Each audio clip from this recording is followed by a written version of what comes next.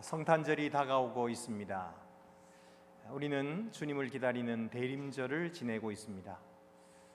이 대림절에 우리 모든 성도들의 가정 오늘 특별히 온라인으로 예배를 드리게 되었고, 또 이 자리에는 예배 순서 담당자들만 와 있습니다. 그러나 하나님께서 우리 각 가정마다 하나님의 평화와 사랑으로 충만하게 채워 주실 줄 믿습니다. 오늘 성경 말씀에 아름다운 소식을 전하는 자여, 너는 높은 산에 오르라. 두려워 말고 큰 소리로 외쳐라. 유다의 성읍들에게 이르기를 주 너희 하나님께서 임하신다 하라. 이렇게 전파하라고 말씀하고 계시죠. 어떤 분은 그렇게 생각하실 것입니다. 아니 목사님, 이렇게 매년마다 우리가 성탄절을 보내고 또 그렇게 이제 대림절을 지내면서 우리 예수님이 오시면 이 땅의 모든 불의와 또 모든 가난과 이것들을 다 없애주시고 또 우리에게 희망을 주신다, 그렇게 말씀하셨는데, 매년마다 그렇게 대림절을 기다려도 세상은 달라진 것이 없지 않습니까? 또 매년마다 성탄절을 맞이하고 그래도 가난한 사람들은 여전히 가난하고 또 힘든 사람들은 여전히 힘들고 오히려 더 세상은 악해지지 않습니까? 우리가 전하라고 해서 전하긴 합니다마는 이 말씀이 그들에게, 듣는 자들에게 무슨 의미가 있을까요? 이렇게 생각하는 분이 계실지도 모릅니다. 그렇다면 오늘 이 말씀을 한번 잘 들어보시기 바랍니다. 사실은 우리가 전하지만은 전하는 나 자신이 믿지 못하고 내 자신이 유익을 얻지 못한다면 내가 어떻게 다른 사람에게 믿으라고 말할 수가 있겠습니까? 전하는 자가 될 수 없는 것이 당연하게 되겠지요. 그러므로 오늘 이 말씀을 통해서 믿는 자들에게 하나님 주님이 오신다고 하는 것이 무슨 의미가 있는가, 또 우리가 저들에게 무엇을 전해야 하는가 하는 것을 한번 생각해 볼 수 있기를 되기를 바랍니다. 오늘 성경 말씀은 믿는 자들에게 또 이 복음을 선포하는 자들에게 너희가 선포하라, 그렇게 말씀하시며, 어떻게 전하라고 말씀하십니까? 첫째로는 높은 산에 올라 외치라. 높은 산에 올라 외치라, 그렇게 말씀합니다. 이것은 만민이 들을 수 있게 외치라는 말입니다. 왕이 오심을, 평화의 왕이 오시는데 그 왕이 오심을 공적으로 선포하라, 그렇게 말씀하시는 것입니다. 이것을 듣는 사람이 뭐가 좋겠습니까? 평화의 왕이 오시는 것과 나와 무슨 관계가 있습니까? 전하는 자들이 이 복음을 저들에게 전할 때에 저들에게 무슨 의미가 있을지를 먼저 알아야 됩니다. 한마디로 이 복음은 듣는 자들에게 위로가 되는 말씀입니다. 이 말씀이 그들에게 위로가 되는 거예요. 1절 말씀 보면은 너희는 위로하라, 내 백성을 위로하라, 이렇게 말씀하고 계세요. 하나님께서 이사야 선지자에게 이 말씀을 전하라 할 때는 이스라엘 백성들이 포로기에 있었던 것입니다. 자기 나라가 망하고 민족이 뿔뿔이 흩어진 그런 절망 속에서 하나님께서 이사야를 통해서 그들에게 말씀하시는 것입니다. 너희는 위로하라, 내 백성을 위로하라. 이 말씀은 그들을 회복시켜 주신다는 말씀이에요. 그래서 이 듣는 자들에게는 큰 위로가 되었습니다. 그래서 포로된 자들에게는 평화의 왕이 다시 오셔서 통치하신다. 그가 다스리신다. 그러니까 평화의 왕이 속히 오기를 간절히 소망하게 되었고, 그리고 믿고 기다리는 자에게는 이 말씀이 큰 힘을 주었던 것입니다. 여러분, 오늘도 마찬가지입니다. 사람들은 위로받고 희망을 갖는 것만으로도 살아납니다. 이 땅의 권력자들은 정직하지 못합니다. 가난한 자들, 억울한 자들을 위한다고 말하면서도 위하지 않습니다. 불의와 결탁하고 자신들에게 유익한 대로 법을 만들고 집행하여서 계속해서 억울한 사람들이 생기는 것입니다. 가난한 자는 더 가난해지는 것입니다. 그래서 백성들이 신음하는 것입니다. 아파하는 것입니다. 그리고 절망에 처해 있는 것이죠. 그러나 여러분, 평화의 왕으로 오시는 우리 구주 예수 그리스도는 정의로 다스리시는 왕이십니다. 공의를 세우십니다. 그래서 이 땅에 참 평화가 임하게 되는 것입니다. 우리의 왕이 오신다. 그가 우리를 정의로 다스리시고 이 땅에 공의를 행하신다. 이 말씀이 듣는 자들에게 큰 위로가 되며 믿는 자들에게 힘이 되는 것입니다. 바로 이 하나님의 주권을 인정하고 그의 통치를 기뻐하고 그리고 그것을 받아들일 때에 그들에게 큰 평강이 넘치게 되는 줄로 믿으시기 바랍니다. 우리 교회당 전면에는 이 알파와 오메가 이 글자가 새겨져 있어요. 이게 무슨 뜻입니까? 하나님께서 온 세상에 알파가 되시고 오메가가 되신다 라고 하는 선언입니다. 이것이 우리의 고백이에요. 하나님은 언제나 처음이 되시고 하나님은 언제나 마지막이 되실 것입니다. 이 처음과 마지막이 되신다, 이 말은 영원하신 하나님, 초월하신 하나님을 이 세계 시간 속으로 끌어내리겠다, 그런 말이 아닙니다. 하나님은 시간 세계를 초월해 계시는 것입니다. 그분은 이 시간 세계 위에 계시는 것입니다. 그러나 자기 자신을 인간에게 드러내실 때에 시간 세계 속에 있는 언어로 자기 자신을 말씀하시기를 기뻐하시는 것입니다. 그리고 또 이 시간 세계 속으로 내려오셔서 인간들과 함께 거하시는 것을 기뻐하신 것입니다. 여러분, 그러므로 하나님이 우리 한 사람 한 사람의 처음이 되시고 마지막이 되신다고 하는 이 사실을 깊이 깨달아야 합니다. 인간의 시작과 끝을 하나님께서 결정하신다는 말입니다. 한 인간이 이 세상에 태어날 때에 자기 자신의 태어날 장소와 시간을 결정한 사람은 아무도 없습니다. 하나님이 결정하시는 거예요. 하나님이 결정하실 때에 그에게 조언을 해준 사람도 없어요. 그렇게 이렇게 하는 것이 어떻겠습니까? 하고 조언해 주는 사람도 없고 하나님께 도움을 드린 사람도 없습니다. 모두가 다 하나님의 결정대로 이 세상에 온 것입니다. 이것이 우리 인간의 시작, 알파가 되신다는 뜻이에요. 그리고 이 세상을 떠날 때도 하나님께서 마감하시는 거예요.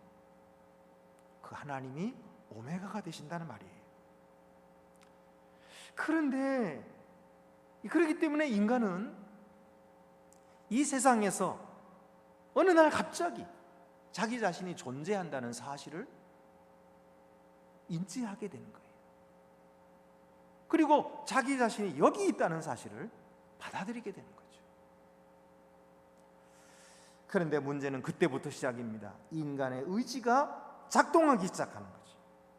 그래서 자기 뜻대로 할 수 있고 자기 마음대로 주장할 수 있다, 이렇게 생각하면서 으스대고 자랑하며 높아지는 것입니다. 결국 인간은 스스로가 무신론자라고 자처하면서 또는 불가지론자라고 자처하면서 하나님으로부터 독립하고 하나님의 존재를 인정하지 않는 지경에 이르게 됩니다. 그러나 여러분, 아무리 인간이 자기 스스로 의지로 자기 삶을 세우고 스스로 왕이 되어 자기 삶을 통제하려고 해도 좀처럼 뜻대로 되지 않는 것입니다.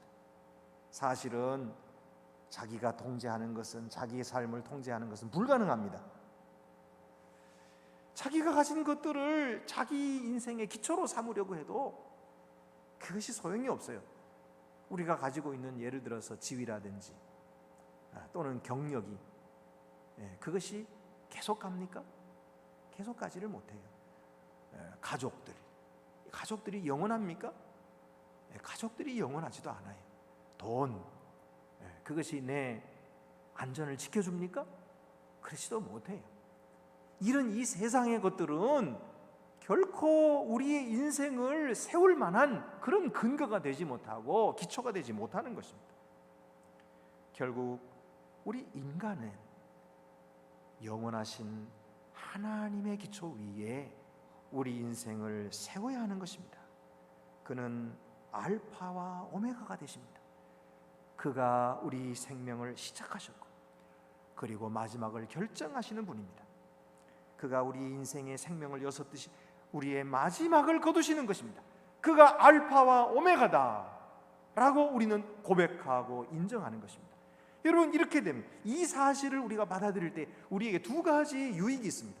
첫째는 뭐냐면 우리가 겸손해지는 거예요. 나는 아무것도 가진 것이 없다는 사실을 인정하게 되는 거예요.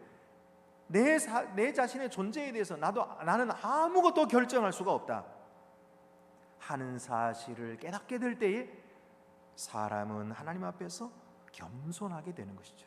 두 번째 유익은 뭐냐면 위로와 용기를 얻습니다. 내가 비록 내 가진 것을 다 잃어버린다 할지라도 적어도 이제 하나님이 내게 계신다 하는 것을 알기 때문에 위로가 되고 격려가 되고 용기가 되는 거예요. 그 하나님이 나를 사랑하신다는 것을 알고 그 사랑이 영원하다는 사실, 그리고 그 하나님께서 나를 의롭다 하셨다고 하는 그 사실, 이것이 우리 삶의 기초가 될 때에 우리의 삶은 흔들리지 않는 것입니다. 우리 삶은 든든해 가는 거예요. 그래서 여러분, 우리 주 예수 그리스도를 왕으로 모시는 자, 그의 통치를 기쁨으로 받아들이는 자에게 용기가 있고 위로가 있는 것입니다. 누구든지 이 초월하신 하나님을 믿으면 흔들리지 않는 삶을 누리게 됩니다. 이것을 우리가 널리 선포하고 알려야 합니다. 두 번째로는 두려워하지 말고 소리를 높이라, 이렇게 말씀하셨어요. 복음 전하는 자에게는 두려움이 있을 수 있습니다. 듣는 자들이 이 복음을 전하는 자를 거절하지 않을까, 이 복음에 대해서 거절하지 않을까, 또는 전하는 나를 미워하지 않을까 하는 것이 두렵습니다. 그래서 이 복음을 전할 기회를, 적절한 기회를 찾느라고 망설이기도 하고 또는 뒤로 미루기도 하고 그러는 것입니다. 그러나 하나님은 거절을 두려워하지 말라는 것입니다. 그렇게 하나님의 말씀을 받아들이지 않는 자들 두려워하지 말라는 것이, 그리고 용기 있게 전하라, 소리를 높여라, 그래서 외치라는 것입니다. 너희는 때를 얻든지 못 얻든지 항상 힘쓰라고 신약성경에도 말씀하셨어요. 우리가 지금 역대하 말씀을 아침마다 새벽마다 듣고 있지요. 그런데 이 새벽기도 때 이제 온라인으로 많은 분들이 참여하고 계시죠. 우시야 왕의 이야기를 우리가 들었습니다. 그가 이마에 나병이 생긴 이유가 무엇이었습니까? 교만하여 하나님의 말씀을 듣지 않았기 때문입니다. 우시야 왕의 시작은 사실 상당히 좋았어요. 그는 정직했기 때문에 하나님께서 그에게 기이한 도우심을 허락해 주셨어요. 그래서 블레셋도 물리쳤어요. 암몬도 물리치고 암몬으로부터 조공도 받았어요. 그래서 아주 나라가 부강하게 되고 그 명성이 애굽 변방에까지 미치게 된 것입니다. 그는 많은 족장들을 거느렸고 군사들도 많이 거느렸어요. 그리고 새로운 무기도 개발해가지고 이 망대 위에서 돌멩이를 던지는 기계를 만드는 거예요. 그래서 적들을 물리치는 이런 힘을 가졌던 것입니다. 자, 그런데 그가 이렇게 형통할 때에 자기의 형통함에 매몰돼 버리고 말았어요. 잘 되니까 매몰되어서 교만해지고 말았어요. 자기가 모두 이룬 줄 알았어요. 이것은 다 자기 것이라고 생각했어요. 마음이 높아진 것입니다. 그것이 하나님의 주신 것인 줄 인정하지 않고, 이것이 하나님의 것이라는 사실을 인정하지 않고, 그리고 다 스스로 교만해져서 다른 사람들을 우습게 여긴 거예요. 다른 사람을 얕잡아 보는 거예요. 그래서 이 제사장이 하는 분향하는 걸 보고, 에휴, 그까짓 건 뭐 나도 할 수 있어. 그리고선 가가지고 분향을 했거든요. 그때에 제사장 아사랴가 가까이 다가가서 말했습니다. 왕이시여, 왕께서는 이 일을 하시는 분이 아닙니다. 왕께서 이 일을 하셔서는 안 됩니다. 왕이 하실 일이 따로 있습니다. 이 일은 하나님께서 아론과 그 후손의 제사장들에게 거룩하게 구별하여서 그들에게 맡기신 일이니 이것은 제사장들이 할 일입니다. 그러니 이 성소에서 나가십시오. 이렇게 이야기를 했어요. 그때 그 말을 들었으면 얼마나 좋겠어요. 겸손하게, 그래요, 저는 잘 모릅니다. 잘 몰라서 그랬습니다. 이 겸손하게 하면 얼마나 좋았겠어요. 근데 그 말을 하는 아사랴를 향해서 흉악한 얼굴로 화를 낸 것입니다. 여러분, 우리가 다른 사람에게 화를 낸다는 말은 그게 무슨 말이에요? 그게 바로 우리가 교만해졌다는 말이에요. 우리가 높아졌다는 말이에요. 화를 낸다고 하는 그게 바로 높아진 거예요. 내가 만약에 예를 들어서 신한데 왕에게 화낼 수 있어요? 낮은 자는 높은 자에게 화낼 수 없어요. 근데 왕이 됐다 생각하면은 신하에게 화낼 수 있는 거예요. 그러니까 화를 냈다는 말은 이 제사장을 우습게 본 거예요. 니까지 게 뭘 알아? 그러면서 화를 냈어요. 그런데 그 순간 어떻게 됩니까? 그의 이마에 나병이 생긴 거예요.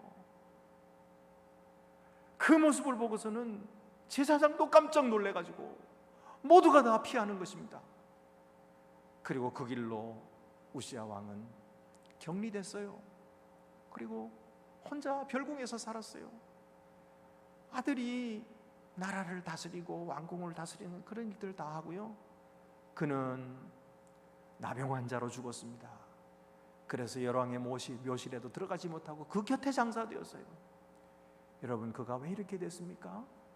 하나님의 말씀을 거절하는 이런 교만한 생각에서 거룩하신 하나님의 일을 우습게 여기고 하나님의 거룩하심을 그것을 만홀히 여긴 이유이지요. 여러분, 그런 자들을 두려워할 필요가 없어요. 하나님께서는 심판하시는 것입니다. 하나님의 마음은 그들을 용서하시는 것입니다. 그리고 그들이 돌아오기를 기다리시는 것입니다. 오늘 2절 말씀 보면 너희는 예루살렘의 마음에 닿도록 말하여 그것에게 외치라. 그 노역의 때가 끝났고 그 죄악이 사함을 받았느니라. 그의 모든 죄로 말미암아 여호와의 손에서 벌을 배나 받았느니라 할지니라. 이스라엘 백성들 그 고통 당하시는 것을 보시면서 하나님이 이제 됐다. 너희들이 벌을 너무 많이 받았다. 배나 받았으니 이제 됐다. 그리고 그들을 용서하시고 사해 주시는 것입니다. 여러분, 이 하나님의 은혜를 알고 우리가 겸손해져야 돼요. 이 하나님이 베풀어 주시는 은혜를 기쁨으로 받아들이고 감사할 때에 우리 주님을 맞이할 수 있는 것입니다. 그래서 4절 말씀 보면은 골짜기마다 도두어지며 산마다 언덕마다 낮아지며 고르지 않은 것이 평탄하게 되며 험한 곳이 평지가 될 것이요. 이 골짜기마다 도두어진다는 말이 무슨 말입니까? 이 죄책감으로 말미암아 그냥 낮아진 사람들, 고통받는 사람들, 주님께서 죄를 사해 주신다고 선포하실 때에 그것을 믿음으로 받아들이면 용기가 나서 일어서게 되는 거예요. 하나님께로 나오게 되는 것입니다. 또 산마다 언덕마다 낮아진다는 말이 무슨 말이에요? 그래서 평지가 된다는 말이 무슨 말입니까? 교만하여 높아진 마음들이 낮아져야 우리 주님을 맞이할 수 있다는 말입니다. 여러분, 그러므로 우리가 이 마음으로 우리 주님의 오심을 선포할 때에 우리 주님의 놀라우신 말씀의 능력이 나타나서 낮아진 자들을 높여주시고 높은 자를 낮추시고 평지를 이루어주시는 하나님의 큰 역사가 나타나게 될 줄로 믿습니다. 세 번째로는 유다의 성읍들에게 이르기를 너희의 하나님을 보라 라고 말씀하십니다. 이것은 희망의 근거가 우리에게 있지 않고 사람에게 있지 않고 하나님께 있음을 알게 하라는 것입니다. 여기 유다의 성읍들에게 전하라고 했어요. 왜 하필이면 유다의 성읍들에게 전하라고 했을까요? 유다의 성읍은 어떤 상태에 있습니까?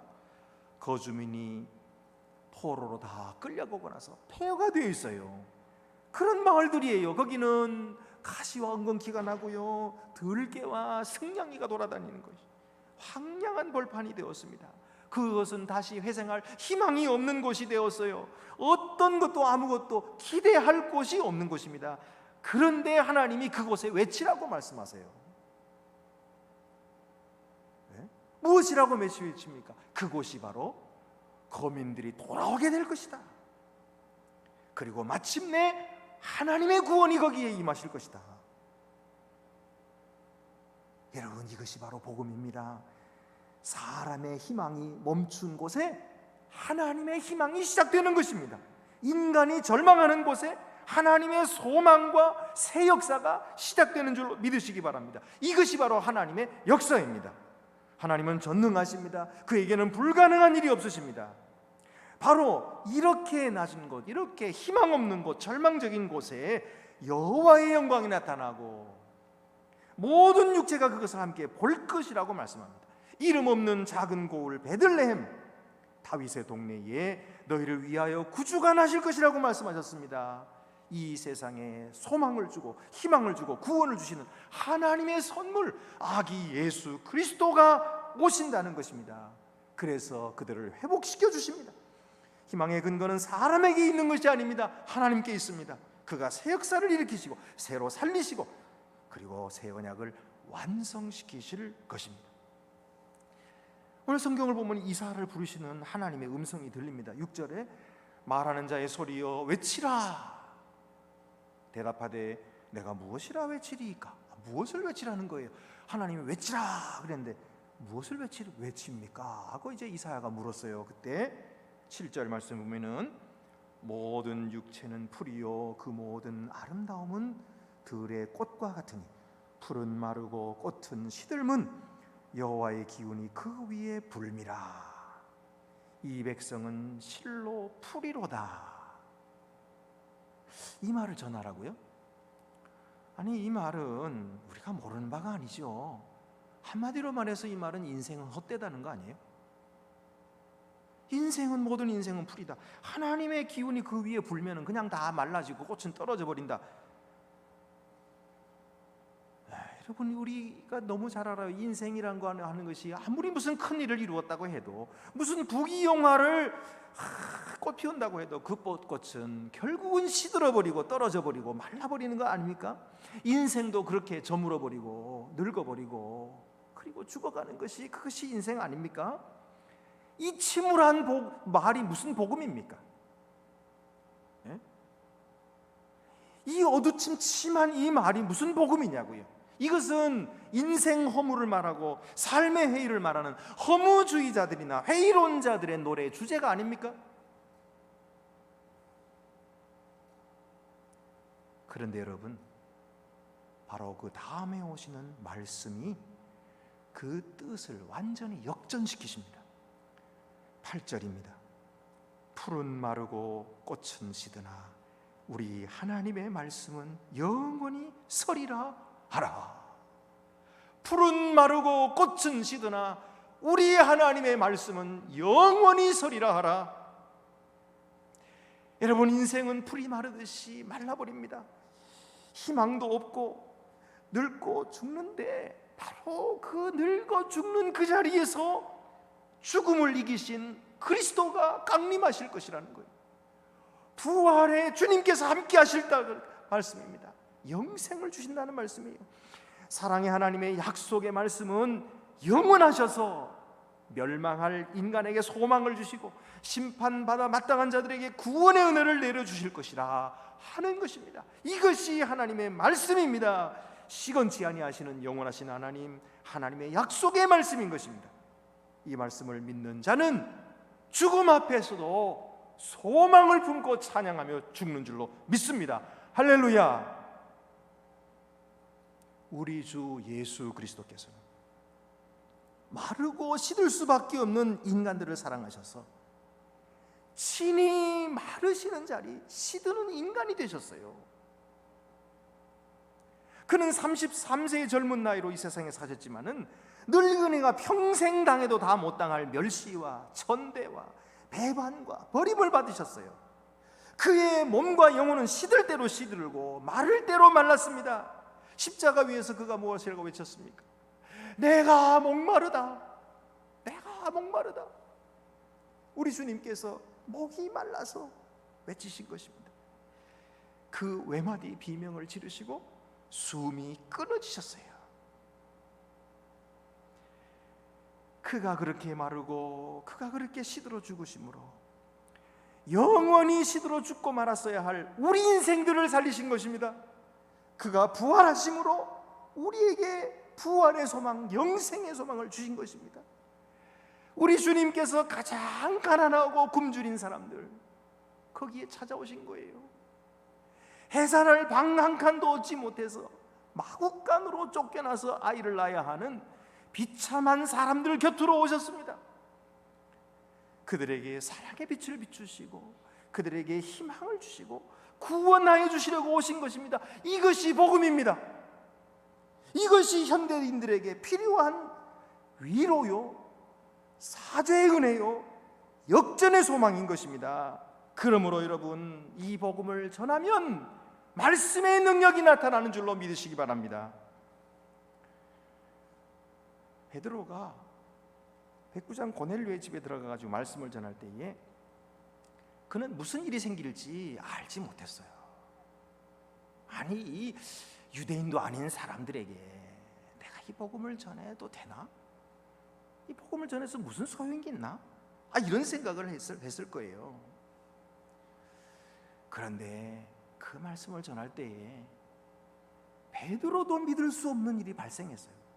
베드로도 믿을 수 없는 일이 생겼어요. 이제까지 유대인들에게만 임하셨던 성령이 바로 이 말씀을 듣는 이방인 고넬료 집에 있는 모든 사람에게 임하시는 거예요. 그리고 그들이 방언으로 말하기 시작하는 것입니다. 사도행전 10장 44절에서 46절입니다. 베드로가 이 말을 할 때에 성령이 말씀 듣는 모든 사람에게 내려오시니 베드로와 함께 온 할례받은 신자들이 이방인에게도 성령 부어주심을 말미암아 놀라니 이는 방언을 말하며 하나님 높임을 들음이러라. 여러분, 말씀 전하는 자가 능력이 있어서가 아니었어요. 말씀 전하는 자가 자격이 있어서도 아닙니다. 전하라고 보내신 하나님이 능력이 있으시기 때문에, 하나님이 역사하시기 때문에 그 변화를 막을 수가 없었던 것입니다. 여러분, 오늘도 하나님은 하나님의 방법으로 역사하시는 줄로 믿으시기 바랍니다. 역사의 풍조가 좋게 흘러가지고 우리가 구원받는 것이 아닙니다. 기독교인들이 정치적인 세력이 되어가지고 세상을 구원하는 것도 아닙니다. 풍조는 더 악해지고 기독교인들은 더 무기력해져서 세상을 구원함이 전혀 불가능해졌을지라도 바로 그 절망의 자리가 말씀으로 구원하는 자리가 되게 하시는 분이 바로 우리 하나님이시라는 것입니다. 그러므로 우리는 이 아름다운 소식을 전해야 합니다. 낮고 천한 곳에 선포해야 됩니다. 오늘 우리가 절망하는 그 자리에, 우리가 주저앉은 그 자리에서 주님을 바라볼 때 말구유 가장 낮고 어둡게 천한 곳에 오신 아기 예수 그리스도께서 임하실 줄 믿습니다. 평화의 왕 예수 그리스도를 기쁨으로 맞이하는 여러분들이 되시기를 바랍니다. 기도드리시겠습니다. 은혜로우신 하나님 아버지, 오늘 우리는 하나님의 말씀을 온전히 믿지 못하고 그 능력도 알지 못한 채 의심하고 복음을 전하지 못하고 있사오니 불쌍히 여겨 주시옵소서. 이제 주님의 그 사랑을 알고 그 말씀의 능력을 알고 어둡고 낮고 천한 곳에 오신 주님을 우리가 환영하게 도와주시고 높아진 마음이 낮아져서 겸손하게 주님을 영접할 때에 주님의 말씀의 능력이 우리를 구원하시고 이 세상을 구원하게 하실 줄 믿게 하여 주시옵소서. 우리 주 예수 그리스도의 이름으로 기도드립니다. 아멘.